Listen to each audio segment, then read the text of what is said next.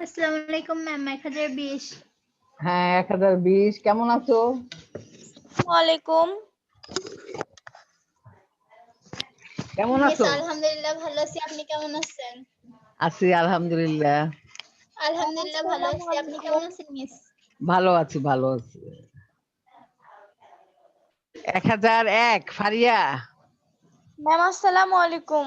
ওয়ালাইকুম সালাম। ভিডিওটা একটু অন করো দেখি। আজকে সকালে ক্লাসগুলো হয়েছিল সবার? আজকে সকালে কি ক্লাস ছিল তোমাদের? ম্যাম সোশিওলজি ছিল। সোশিওলজি না? সোশিওলজি একদিকে, আরেক দিকে হইলো সমাজ কর্মটা না, সোশ্যাল ওয়ার্ক। হ্যাঁ হ্যাঁ। ফারিয়ার কি সোশিওলজি? জি ম্যাম, আমি সোশিওলজি নিয়েছি।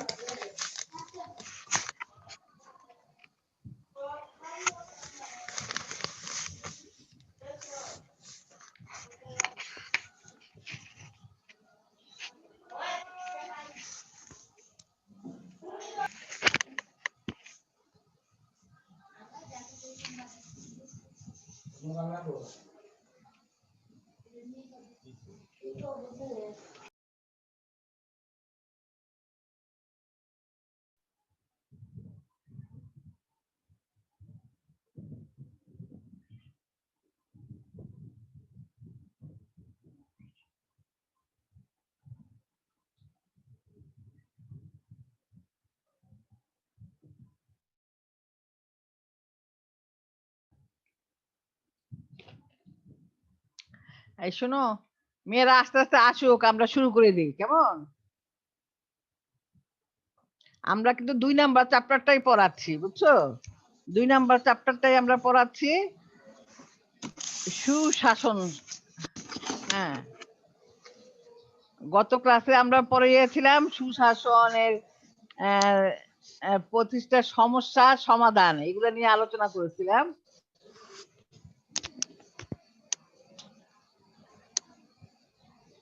সমাধানের উপায় এগুলো নিয়ে আলোচনা করছি।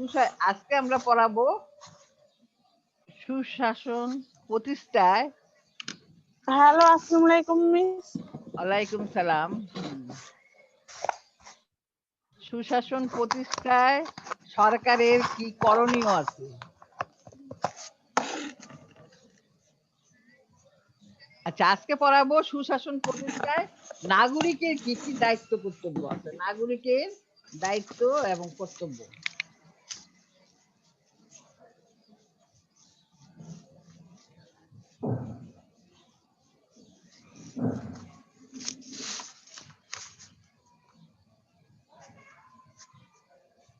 সুশাসন প্রতিষ্ঠা করতে হলে শুধু সরকারকেই সচেষ্ট থাকতে হবে তা নয়, এই জন্য নাগরিককেও অনেক কর্তব্য এবং দায়িত্ব পালন করতে হবে।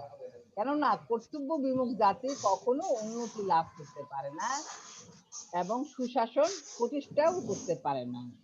হ্যাঁ, এই কারণে আমাদের সুশাসন প্রতিষ্ঠায় অবশ্যই নাগরিকের অনেক ধরনের দায়িত্ব এবং কর্তব্য আছে। 1 নম্বর পয়েন্টই হচ্ছে সামাজিক দায়িত্ব পালন। সুশাসন প্রতিষ্ঠার ভিত্তিভূমি গড়ে উঠে নাগরিকের সামাজিক দায়িত্ব পালনের মধ্য দিয়ে। এইগুলো হলো সামাজিক সম্প্রীতি গড়ে তোলা এবং তা বজায় রাখা, সামাজিক প্রতিষ্ঠান গঠন বা নির্মাণ এবং তা পরিচালনা করা, সামাজিক অনুষ্ঠান আয়োজন করা এবং এতে অংশগ্রহণ করা, সামাজিক সচেতনতা বৃদ্ধি করা, সমাজে বসবাসকারী মানুষকে কুসংস্কার মুক্ত করা ও সংস্কৃতিবান করে গড়ে তোলা ইত্যাদি হলো নাগরিকের সামাজিক দায়িত্ব। হ্যাঁ, কারণ আমরা সমাজবদ্ধ জীব, সমাজে বসবাস করতে হলে আমাদের এই সমস্ত কর্তব্যগুলো অবশ্যই পালন করতে হবে। 2 নাম্বার হলো রাষ্ট্রের প্রতি নিঃশর্ত আনুগত্য প্রদর্শন করা। রাষ্ট্রের প্রতি নিঃশর্ত আনুগত্য প্রদর্শন করা সকল নাগরিকের দায়িত্ব ও কর্তব্য। রাষ্ট্রের আদেশ ও নির্দেশ মেনে চলতে হবে। রাষ্ট্রের নিরাপত্তা, সার্বভৌমত্ব ও অখণ্ডতা রক্ষার জন্য প্রত্যেক নাগরিককে চরম ত্যাগের জন্য প্রস্তুত থাকতে হবে। রাষ্ট্রের বৃহত্তর স্বার্থের জন্য ব্যক্তির ক্ষুদ্র স্বার্থকে বিসর্জন দেওয়ার মতন মনোভাব থাকতে হবে। তোমরা শুনতে পাচ্ছ তো মেয়েরা? তোমরা শুনতে পাচ্ছ? জি ম্যাম। হ্যাঁ, আচ্ছা ঠিক আছে, শুনতে পারলে। 3 ম্যাম নম্বর শুনতে পাচ্ছি। হ্যাঁ, আচ্ছা। আর 3 নম্বর জি মিস, আইন। একটু কাটা কাটা আসে হালকা। হ্যাঁ, রাষ্ট্রের প্রচলিত আইন মেনে চলা প্রত্যেক নাগরিকের পবিত্র দায়িত্ব ও কর্তব্য। আইন তৈরি হয় রাষ্ট্রের অস্তিত্ব রক্ষা ও উন্নতর সমাজ জীবন প্রতিষ্ঠার জন্য। আইন অমান্য করলে সমাজে বিশৃঙ্খলা দেখা দেয়, রাষ্ট্রের অস্তিত্ব রক্ষা করা কঠিন হয়ে পড়ে। এর ফলে সুশাসন প্রতিষ্ঠাও বাধাগ্রস্ত হয়। আইন শুধু নিজে মানলেই চলবে না, অন্যরাও যেন আইন মেনে চলে সেদিকেও আমাদের দৃষ্টি রাখতে হবে। সৎ ও যোগ্য নেতৃত্ব নির্বাচন করা। হ্যাঁ, 4 নাম্বার পয়েন্ট, নির্বাচনে ব্যক্তিগত স্বার্থের ঊর্ধ্বে থেকে সততা ও বিজ্ঞতার সাথে যোগ্য ও উপযুক্ত প্রার্থী নির্বাচন করা উচিত। সৎ ও যোগ্য নেতৃত্ব নির্বাচিত হলে সুশাসন প্রতিষ্ঠার পথ সুগম হয়। 5 নাম্বার পয়েন্ট হচ্ছে নিয়মিত কর প্রদান করা। রাষ্ট্র নাগরিকদের উপর বিভিন্ন ধরনের কর আরোপ করে। কর থেকে প্রাপ্ত অর্থ দিয়ে রাষ্ট্রের কার্যাবলী সম্পন্ন করা হয়। নাগরিকগণ যদি স্বেচ্ছায় যথাসময়ে কর প্রদান না করে, তাহলে রাষ্ট্রের উন্নয়ন ও অগ্রযাত্রা ব্যাহত হবে এবং সুশাসন বাধাগ্রস্ত হবে। হ্যাঁ, নিয়মিত কর প্রদান করাও একজন নাগরিকের অবশ্য কর্তব্য। হ্যাঁ, তারপরে 6 নাম্বার হচ্ছে রাষ্ট্রের সেবা করা। রাষ্ট্রের সেবা করা রাষ্ট্রের প্রয়োজনীয় এবং রাষ্ট্র কর্তৃক প্রদত্ত অবৈতনিক দায়িত্ব পালন, স্থানীয় স্বায়ত্তশাসিত প্রতিষ্ঠানে নির্বাচনে অংশগ্রহণ করে জনগণের সেবা করা, রাষ্ট্রের প্রয়োজনে যে কোনো রাষ্ট্রীয় কাজে সহায়তা করা, সুশাসন প্রতিষ্ঠায় রাষ্ট্রকে সাহায্য সহযোগিতা প্রদান করা নাগরিকদের পবিত্র দায়িত্ব কর্তব্য। তারপরে আসতেছে 7 নাম্বার পয়েন্ট, সন্তানদের শিক্ষাদান। শিক্ষা ব্যতীত নাগরিক ও মানবিক গুণাবলীর বিকাশ ঘটে না। শিক্ষা নাগরিককে কর্তব্য ও দায়িত্ব পালনে সচেতন করে। উপযুক্ত শিক্ষা সুনাগরিক হিসাবে গড়ে উঠতে সাহায্য করে। পিতামাতার উচিত সন্তানকে উপযুক্ত শিক্ষায় শিক্ষিত এবং কুসংস্কার মুক্ত ও সংস্কৃতিবান করে গড়ে তোলা, যেন তারা বড় হয়ে সুশাসন প্রতিষ্ঠায় উপযুক্ত ভূমিকা পালন করতে পারে। 8 নাম্বার পয়েন্ট, রাষ্ট্রীয় উন্নয়নে বা কর্মকাণ্ডে অংশগ্রহণ করা। জনগণের জন্যই রাষ্ট্র, কাজেই রাষ্ট্রের উন্নয়ন কর্মকাণ্ডে জনগণকেই স্বতঃস্ফূর্তভাবে অংশগ্রহণ করতে হবে। যে কোনো দুর্যোগ, আপদে বিপদে জনগণকে তা মোকাবেলার জন্য ঝাঁপিয়ে পড়তে হবে। 9 নাম্বার হচ্ছে জাতীয় সম্পদ রক্ষা করা। রাষ্ট্রের সকল সম্পদই জনগণের সম্পদ, কাজেই জনসম্পদ রক্ষার দায়িত্ব পালন করতে হবে জনগণকে। হরতালের সময় আবেগবশত কিংবা দুষ্কৃতিকারী ও অসৎ নেতৃত্বের দ্বারা পরিচালিত হয়ে কেউ যেন রাষ্ট্রীয় তথা জনসম্পদ ভাঙচুর বা বিনষ্ট করতে না পারে সেদিকেও লক্ষ্য রাখতে হবে। ধ্বংসাত্মক কাজ থেকে নিজেকে বিরত রাখতে হবে এবং অন্যরাও যাতে বিরত থাকে সেদিকে খেয়াল রাখতে হবে। 10 নাম্বার পয়েন্ট হচ্ছে আইন শৃঙ্খলা রক্ষায় সাহায্য করা। দেশে যদি আইন শৃঙ্খলা দুর্বল হয় বা ভেঙে পড়ে, তাহলে রাষ্ট্রের উন্নয়ন ও অগ্রযাত্রা ব্যাহত হবে। এর ফলে সুশাসন বাধাগ্রস্ত হয়। এই জন্যই সকল নাগরিককে স্বতঃস্ফূর্তভাবে আইন শৃঙ্খলা রক্ষায় সচেষ্ট হতে হবে। এজন্য প্রয়োজনে স্বেচ্ছায় আইন শৃঙ্খলা রক্ষাকারী বাহিনীকে চোর, ডাকাত, দুষ্কৃতিকারী উগ্র হিংস্র জঙ্গিদের সন্ধান ও অনুসন্ধান জানাতে হবে। 11 নম্বর পয়েন্ট হচ্ছে সচেতন ও সজাগ হতে হবে। সুশাসন প্রতিষ্ঠার জন্য নাগরিকগণকে সচেতন ও সজাগ হতে হবে। নাগরিকগণ সচেতন ও সজাগ হলে কোনো ব্যক্তি বা প্রতিষ্ঠান বা সংস্থা তাদের অধিকার হরণ করতে পারবে না, স্বেচ্ছাচারী হতে পারবে না। সরকার দায়িত্বশীল ও জবাবদিহিমূলক আচরণ করতে বাধ্য থাকবে। 12 নম্বর পয়েন্ট হচ্ছে সংবিধান মেনে চলা। সংবিধান রাষ্ট্রের সর্বোচ্চ আইন, সুতরাং সুশাসন প্রতিষ্ঠা করতে হলে সকল নাগরিককে সংবিধান মেনে চলতে হবে।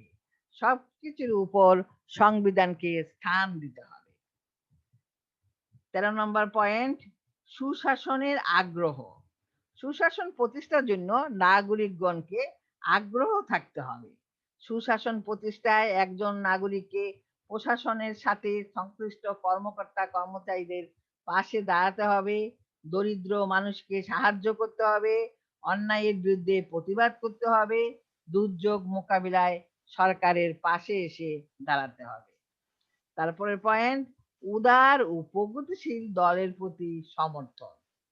সুশাসন প্রতিষ্ঠার জন্য নাগরিককে উদার ও প্রগতিশীল দলের প্রতি সমর্থন জানাতে হবে। সন্ত্রাসী ও সাম্প্রদায়িক কর্মকাণ্ডকে প্রশ্রয় দানকারী দল ও ব্যক্তিকে এড়িয়ে চলতে হবে এবং ঘৃণা জানাতে হবে। রাজনৈতিক দলগুলো যেন হরতাল, ধর্মঘট, জ্বালাও পোড়াও নীতি পরিহার করে এই জন্য চাপ প্রয়োগ করতে হবে।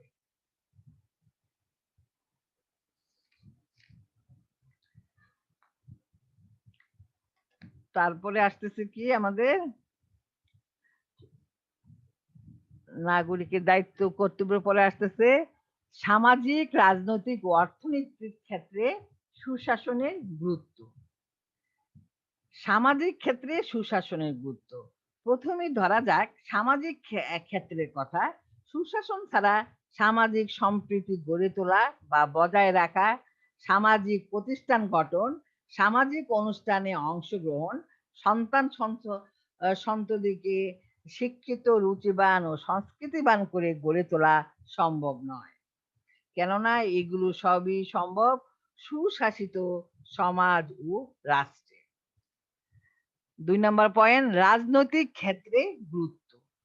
রাজনৈতিক ক্ষেত্রেও সুশাসনের ভূমিকা খুবই গুরুত্বপূর্ণ। আইন না মানলে শাস্তি পেতে হবে, সমাজ ও রাষ্ট্রে বিশৃঙ্খলা দেখা দিবে। সব থেকে বড় কথা, আইন মানুষের অধিকার উপভোগ করার সুযোগ সৃষ্টি করে। আইনের উপস্থিতি ছাড়া উৎকৃষ্ট নাগরিক জীবন গড়ে তোলা সম্ভব নয়।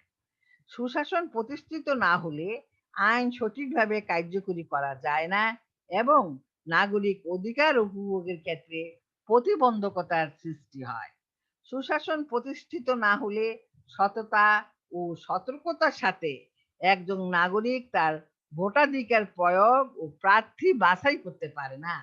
স্থানীয়, জাতীয় পর্যায়ে রাজনৈতিক ও প্রশাসনিক কর্মকাণ্ডে অংশগ্রহণও করতে পারে না। 3 নাম্বার অর্থনৈতিক ক্ষেত্রে গুরুত্ব। সুশাসন প্রতিষ্ঠিত না হলে রাজনৈতিক স্থিতিশীলতা বিনষ্ট হয়। রাজনৈতিক দলগুলো সহিংস আচরণ এবং হরতাল, জ্বালাও পোড়াও নীতি অবলম্বনের ফলে অর্থনৈতিক উন্নয়ন বাধাগ্রস্ত হয়। উন্নয়ন সহযোগী দাতা সংস্থাগুলো মুখ ফিরিয়ে নেয়। বিদেশি উদ্যোক্তারা এসব দেশে শিল্প কারখানা স্থাপনে বা পুঁজি বিনিয়োগে আগ্রহ হারিয়ে ফেলে। ফলে কর্মসংস্থানের সুযোগ হাতছাড়া হয়ে যায় এবং বেকারত্বের হার বেড়ে যায়। সুশাসন প্রতিষ্ঠিত না হলে মানুষের মনোবল ভেঙে যায়, মানুষ হতোদ্যম ও নিরাশ হয়ে পড়ে। সুশাসন না থাকলে সামনে একটি অন্যায় কাজ সংঘটিত হলেও তার বিরুদ্ধে প্রতিরোধ করার সাহস ও মনোবল মানুষ হারিয়ে ফেলে। তরুণ ও যুবক শ্রেণী এর ফলে নিরাশ হয়ে পড়ে। সুতরাং নাগরিক অধিকারগুলোকে উপভোগ করতে চাইলে সমাজ ও রাষ্ট্রের প্রতি কর্তব্য পালন করতে চাইলে, রাষ্ট্রের উন্নয়ন ত্বরান্বিত করতে চাইলে সুশাসন প্রতিষ্ঠায় রাষ্ট্র, সরকার, রাজনৈতিক দল ও সুশীল সমাজ সবাইকে দৃঢ় প্রতিজ্ঞ হতে হবে। সবাইকে সৎ, দুর্নীতিমুক্ত মন নিয়ে দেশ গড়ার কাজে এগিয়ে আসতে হবে বা আত্মনিয়োগ করতে হবে। এই হচ্ছে আমাদের সুশাসন চ্যাপ্টার, বুঝছো? জি ম্যাম। হ্যাঁ, 2 নাম্বার চ্যাপ্টারটা আমরা 3টা ক্লাসের মাধ্যমে শেষ করলাম। তারপরে আসতেছে সুশাসনের চ্যাপ্টারে বহু নির্বাচনী প্রশ্ন। হ্যাঁ, বহু নির্বাচনী প্রশ্নগুলো তোমরা সবগুলা পড়বা বাসায়। হ্যাঁ, যেমন ধরো যে আমরা একটু আলোচনা করি। সুশাসন শব্দের ইংরেজি Okay, প্রতিশব্দ কি বলো তো? একজন বলো, সুশাসনের ইংরেজি প্রতিশব্দ কি? কি ব্যাপার, সবাই ভিডিও অন করো। civilize, হ্যাঁ, গুড সুশাসন গভর্নেন্স। প্রতিশব্দ কি বলো? Good governance. হ্যাঁ, good good governance। একটু governance, কথা বলবা। হ্যাঁ, কি সুশাসনের ধারণাটি উদ্ভাবক কোনটি, অথবা সুশাসনের ধারণা সর্বপ্রথম দেয় কোন প্রতিষ্ঠান? কমনওয়েলথ, বিশ্ব ব্যাংক, এশীয় উন্নয়ন ব্যাংক, কোনটা বলো? বিশ্ব ব্যাংক। বিশ্ব ব্যাংক। হ্যাঁ, জাতিসংঘের কোন প্রতিষ্ঠান সুশাসনের সংজ্ঞা প্রদান করেছে? UNESCO, UNDP, UNICEF? UNGP, UNDP. DP, হ্যাঁ, ইউএনডিপি। UNDP, কোন প্রতিষ্ঠান সর্বপ্রথম সুশাসন সম্পর্কে ধারণা প্রদান করেন? বিশ্ব ব্যাংক, বিশ্ব ব্যাংক। বুঝছো, বিশ্ব ব্যাংকই সর্বপ্রথম সুশাসনের কথাটি বলছে। সুশাসনের ধারণাটি কোন সংস্থা কর্তৃক উদ্ভাবিত? একই আনসার, বিশ্ব ব্যাংক। এবার আসো, একটা উদ্দীপক, ছোট্ট একটা উদ্দীপক আমি একটু পড়তেছি। হ্যাঁ, দ্বিতীয় বিশ্বযুদ্ধের পর পৃথিবীর বহু দেশ স্বাধীনতা লাভ করলেও অনেক দেশের সরকারি আইনের শাসন ও জবাবদিহিতা নিশ্চিত করতে পারেনি। হ্যাঁ, এখন প্রশ্ন হলো, উক্ত দেশগুলিতে কিসের অভাব ছিল? মানসম্মত শিক্ষা, সচেতনতা, সচেতনতা, সুশাসন, কোনটার অভাব ছিল বলো? কুশাসনের অভাব ছিল, তাই না?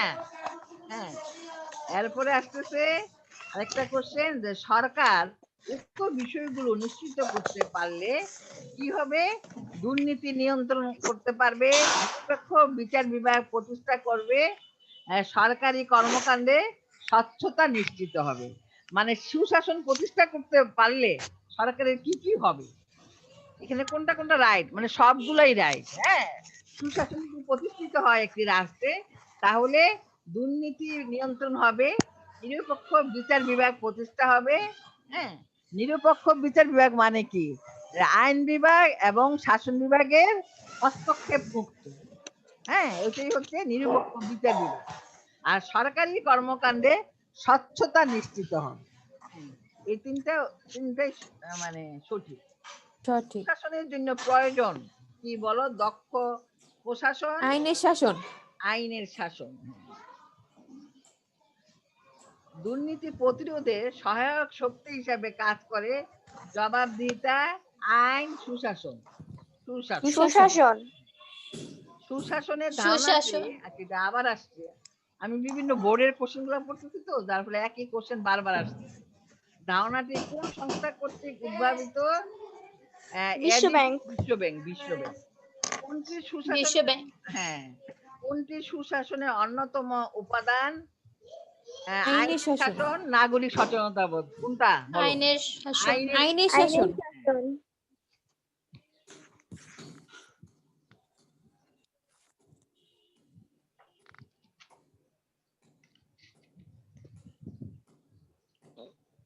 একই জিনিস। সুশাসনের জন্য গুরুত্বপূর্ণ উপাদান হলো জবাবদিহিতা, সাম্য, জবাবদিহিতা, সাম্য। সংবেদনশীলতা। কোনটা কোনটা বলো তো? জবাবদিহিতা, সাম্য। এবং জবাবদিহিতা, সাম্য। কোনটি সুশাসনের পরিচয় দেয়? গণসন্তুষ্টি, গণস্বার্থ, কোনটা? গণসন্তুষ্টি। গণসন্তুষ্টি। সন্তুষ্টি। সুশাসনের জন্য প্রয়োজন আইনের শাসন, সরকারের জবাবদিহিতা, আর্থিক সচ্ছলতা। কোনটা কোনটা প্রয়োজন? আইনের শাসন, আইনের শাসন, সরকারের সরকারের জবাবদিহিতা। জবাবদিহিতা আইনের শাসন, এবং জবাবদিহিতা। সরকারের জবাবদিহিতা। হ্যাঁ, তারপরে সুশাসন প্রতিষ্ঠায় সরকারের করণীয় কি? আইনের শাসন প্রতিষ্ঠা, সরকারের হস্তক্ষেপ বৃদ্ধি। আইনের শাসন আইনের শাসন প্রতিষ্ঠা। প্রতিষ্ঠা। সুশাসনের আইনের অন্তরায়, শাসন প্রতিষ্ঠা। হ্যাঁ, সুশাসনের অন্তরায় কোনটি? স্বচ্ছতা, অস্থিতিশীলতা। কোনটা বলো? অস্থিতিশীলতা। অস্থিতিশীলতা। অস্থিতিশীলতা। আচ্ছা, এটা 19 সালে আসছে ঢাকা বোর্ডে। সুশাসনের সমস্যা হলো বিচার বিভাগের স্বাধীনতায় হস্তক্ষেপ, জবাবদিহিতার অনুপস্থিত, বাক স্বাধীনতায় হস্তক্ষেপ। তার মানে তিনটাই, বুঝছো? হ্যাঁ, মানে বিচার বিভাগের স্বাধীনতা যদি হস্তক্ষেপ করে তাহলেও সুশাসনে ব্যাহত হয়, আর জবাবদিহিতার অনুপস্থিতি থাকলেও সুশাসন ব্যাহত হবে, বাক স্বাধীনতায় হস্তক্ষেপ করলেও সুশাসন ব্যাহত হবে। আবার ঢাকা বোর্ডে 19 সালে আরেকটা আসছে যে আইনের শাসন প্রতিষ্ঠায় সরকারের করণীয় কি? আইনের যথাযথ প্রয়োগ। প্রয়োগ। হ্যাঁ, আইনের যথার্থ প্রয়োগ। সুশাসন প্রতিষ্ঠায় সরকারের করণীয় কোনটি? এটা হচ্ছে ময়মনসিংহ বোর্ডে দেখা গেছে। হ্যাঁ, উপযুক্ত ব্যক্তিকে জনপ্রতিনিধি হিসেবে বাছাই করা, সততার সাথে কর প্রদান করা। কি? উপযুক্ত ব্যক্তিকে জনপ্রতিনিধি হিসেবে বাছাই করা। উপযুক্ত ব্যক্তিকে জনপ্রতিনিধি হিসেবে বাছাই করা। বাছাই করা। উপযুক্ত ব্যক্তিকে জনপ্রতিনিধি হিসেবে আমরা কখন বাছাই করব? নির্বাচনের সময়, তাই না? জি ম্যাম। যখন নির্বাচন হবে তখন আমাদেরকে উপযুক্ত ব্যক্তি বাছাই করতে হবে। কোনটি সুশাসন প্রতিষ্ঠার ক্ষেত্রে অন্তরায়? বেশিরভাগ মানুষ অভাব অনটনে থাকা, দুর্নীতি প্রতিরোধে সরকারের কঠোর অবস্থান। বেশিরভাগ মানুষ অভাব অনটনে থাকা। হ্যাঁ, আমাদের দেশের বেশিরভাগ মানুষ যদি তোমার খাবারের অভাবের মধ্যে থাকে, মানে খাদ্য অভাব, বিভিন্ন অভাবের মধ্যে থাকে, তার কাছে যে যদি আমরা সুশাসন করি তার কাছে কোনো মূল্য থাকবে না, তাই না? তার পেটে ভাতই নাই, কিসের আবার শাসন, তাই না?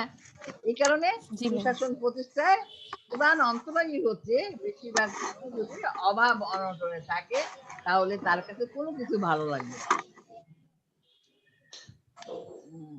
সুশাসন প্রতিষ্ঠায় সমস্যা কোনটা? এটা তোমার 18 সালে আসছে। হ্যাঁ, সুশাসন প্রতিষ্ঠায় সমস্যা কোনটি? দক্ষ প্রশাসন, নিয়ন্ত্রিত বিচার বিভাগ। নিয়ন্ত্রিত বিচার বিভাগ, বুঝছো? ম্যাম, জবাবদিহিতা হবে না? হ্যাঁ, নিয়ন্ত্রিত বিচার বিভাগ। কোনটা বোর্ডে আসছে? দেখো একটা কোশ্চেন, সুশীল সমাজ হচ্ছে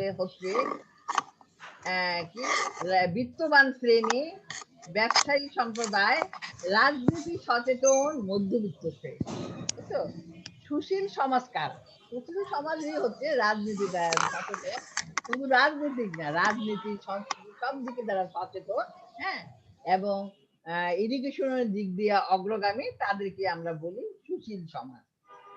অনিয়ন্ত্রিত, এখানে একটা আসছে কত সালে জানি, হ্যাঁ, অনিয়ন্ত্রিত আমলাতন্ত্র গণতন্ত্রের জন্য হুমকি স্বরূপ। আচ্ছা, এটা উক্তিটি কে করেছেন? হ্যাঁ, এটা করেছেন অধ্যাপক লাস্কি রিচার্ড ক্রসম্যান, মানে রিচার্ড ক্রসম্যান।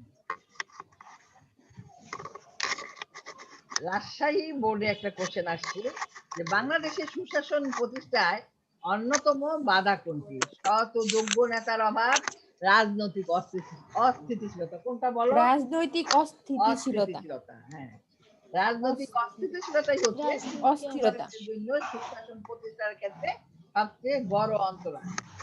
কারণ আমাদের দেশে অনেক সময় হরতাল হয়, অবরোধ হয়, এটা সেটা হওয়ার কারণে, হ্যাঁ, রাজনৈতিক অস্থিতিশীলতা দেখা দেয়। আর অস্থিতিশীলতা অর্থনীতির উপর পড়ে এবং অর্থনৈতিক অস্থিতিশীলতা থাকে। একটা ছোট্ট একটা অনুচ্ছেদ পড়তেছি, হ্যাঁ, এটা কুমিল্লা বোর্ডে আসছে। আধুনিক বিশ্বে মার্কিন যুক্তরাষ্ট্র একটি অন্যতম সভ্যতা। এদেশের জনগণ আইনের প্রতি শ্রদ্ধাশীল, সরকার প্রধানের সিদ্ধান্ত গ্রহণের পূর্বে জনমত গ্রহণ করে, ব্যক্তি স্বাতন্ত্র ও গণমাধ্যমের স্বাধীনতা বিদ্যমান। বিদ্যমান। এখন কোশ্চেন হচ্ছে মার্কিন যুক্তরাষ্ট্রে কোন ধরনের শাসন ব্যবস্থা বিরাজমান? সুশাসন, স্বৈরশাসন? সুশাসন। সুশাসন। মার্কিন যুক্তরাষ্ট্রের বিশ্বের অন্যতম একটি একনায়কতান্ত্রিক দেশ, গণতান্ত্রিক দেশ। কোনটা? গণতান্ত্রিক দেশ। হ্যাঁ, তাহলে সুশাসন প্রতিষ্ঠা গণতান্ত্রিক করতে দেশ। হলে প্রথম পয়েন্টই হচ্ছে আমাদের গণতান্ত্রিক পরিবেশ সৃষ্টি করতে হবে, গণতান্ত্রিক দেশ হতে হবে, তাহলে সুশাসন প্রতিষ্ঠা করা সম্ভব হয়।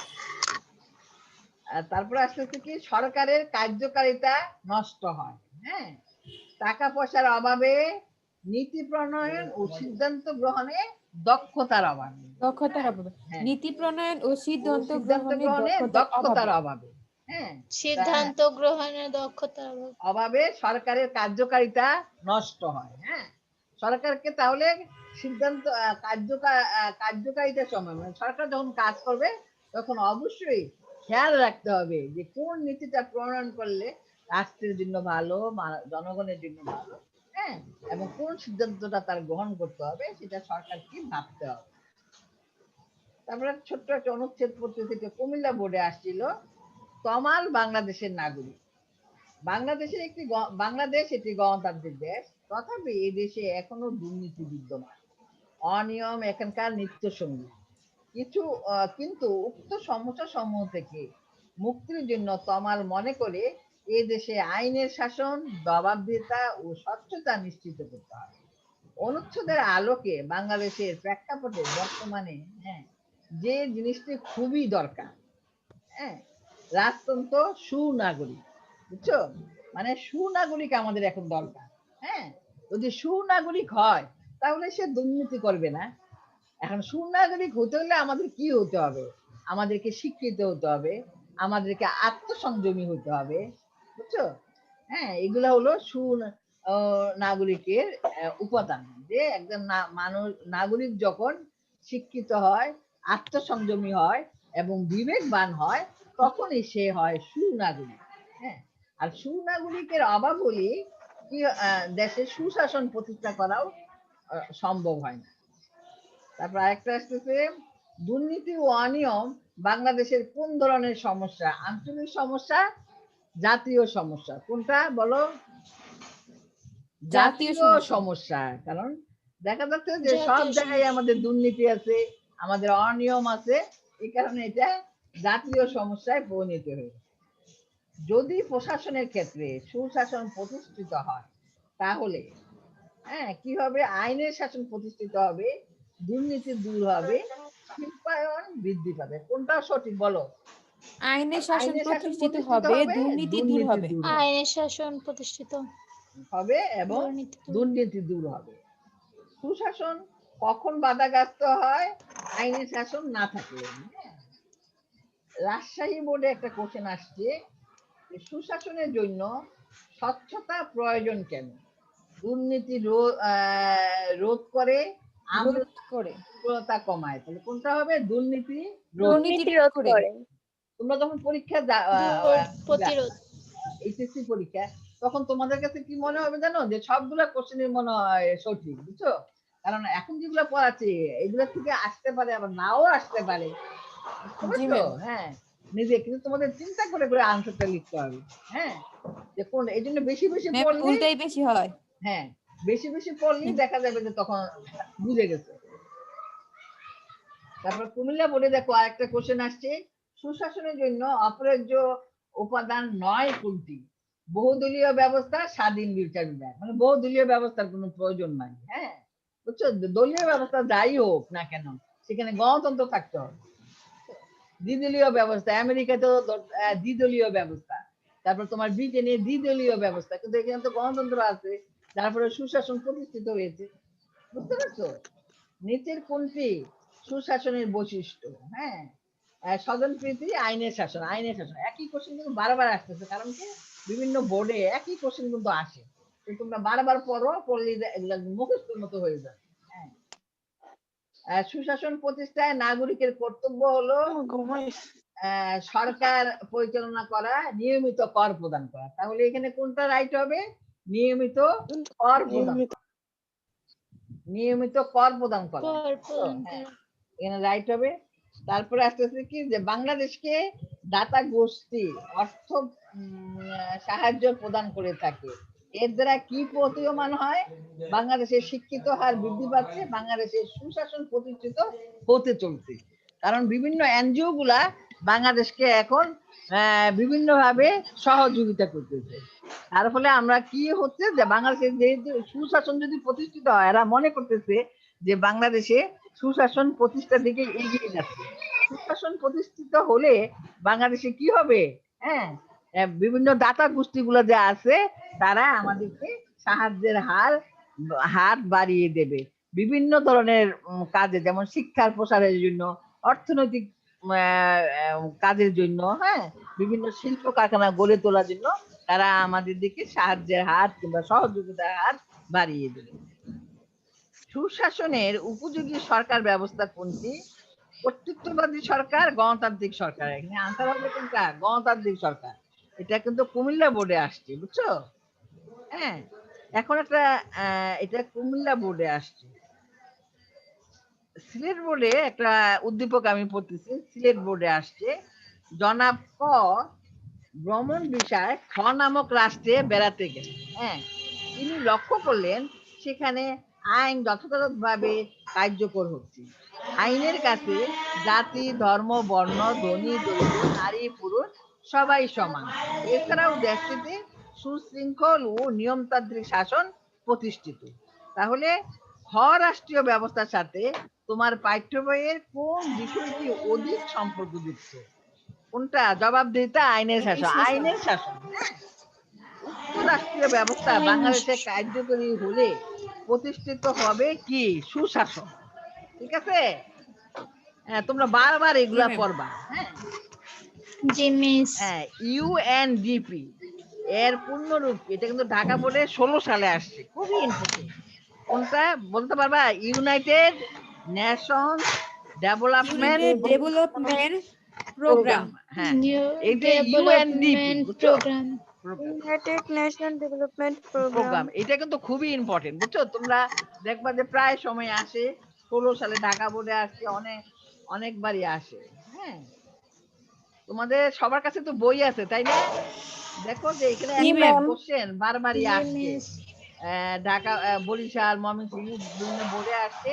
হ্যাঁ, এখানে একটা ছক দিতে যে স্বচ্ছতা, হ্যাঁ, উপরে লিখতে স্বচ্ছতা, নিচে জবাবদিহিতা, ডান পাশে আইনের শাসন, বাম পাশে অংশগ্রহণ। এখানে উপরে চিহ্নিত স্থানে কোনটি বসবে? তার মানে সুশাসন বসবে। হ্যাঁ, সুশাসনের উপাদানগুলি দেওয়া হয়েছে, স্বচ্ছতা দেওয়া হয়েছে, আইনের শাসন দেওয়া হয়েছে, অংশগ্রহণ দেওয়া হয়েছে, মানে জনগণের অংশগ্রহণ, হ্যাঁ, আর জবাবদিহিতা দেওয়া হয়েছে।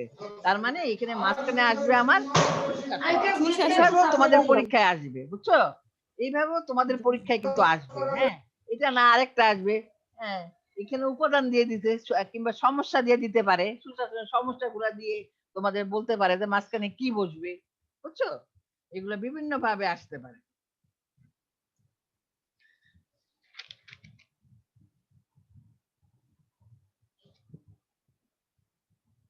সর্বপ্রথম কত সালে সুশাসন পদ্ধতি ব্যবহার করা হয়?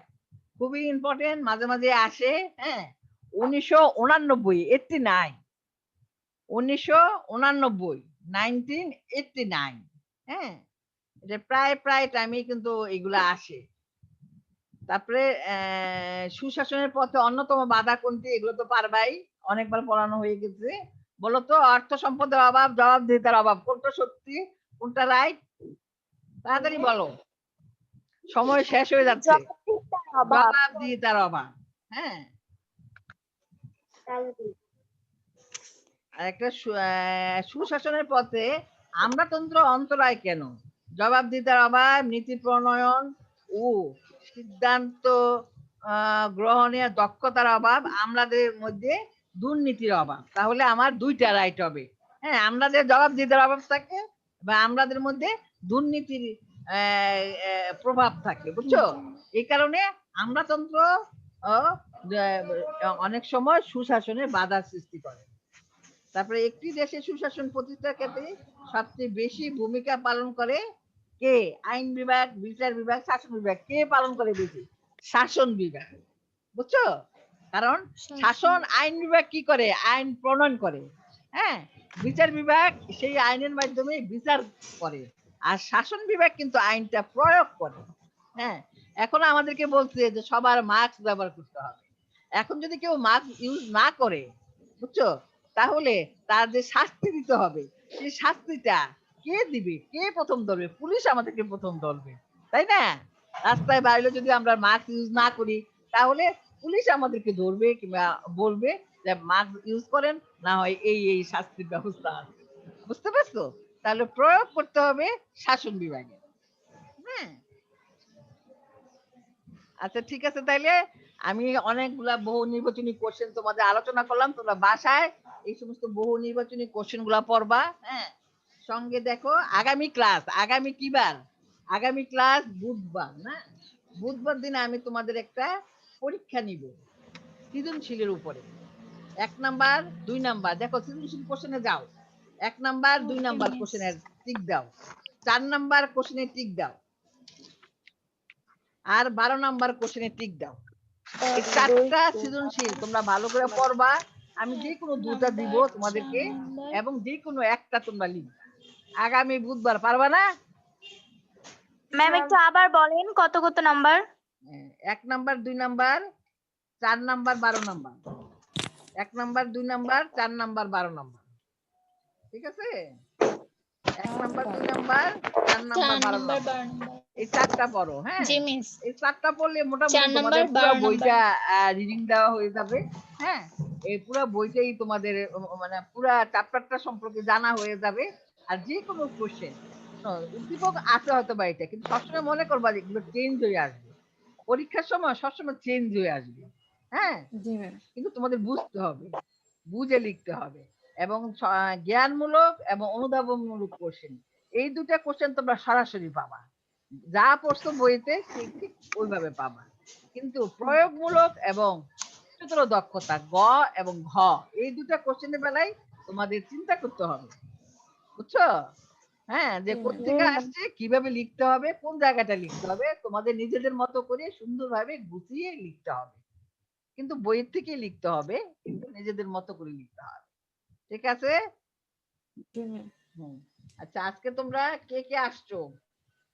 1020 আসছো, 1001, 1036,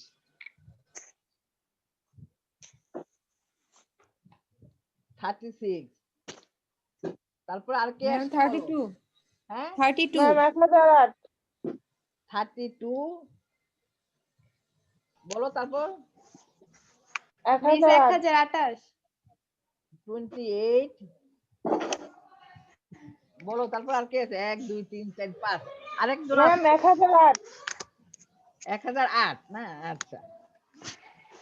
আর তোমাদের যে বান্ধবীরা, এরা ঢুকতেছে না কেন? তোমরা এই 6 জনই সবসময় 1 2 3 4 5 6, আমার ক্লাসে বেশিরভাগই 6 জন থাকতেছো।